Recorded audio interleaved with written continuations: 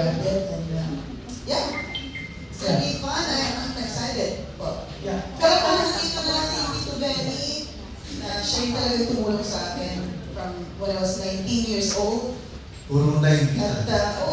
bata pa po ako. Actually, I was one who discovered NMA sa isang bar sa Versailles. That was a long time ago. And yun, kinonvince ko siya, ayaw niya.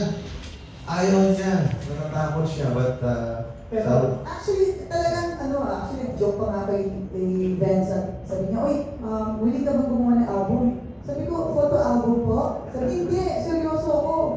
Sabi ko, siyempre sa band pa ako ng time na yun, so I was parang skeptical pa po ako ng time na yun. Pero he convinced me po na, yun na nga, gawin yung demo, which is the song Till My Heart Aches End. At hindi naman niya po binago yung ever the since. rest is history. The rest is history. There you go. Ang buong dahil aabangan ka na rin sa single mo. Yes po, of course.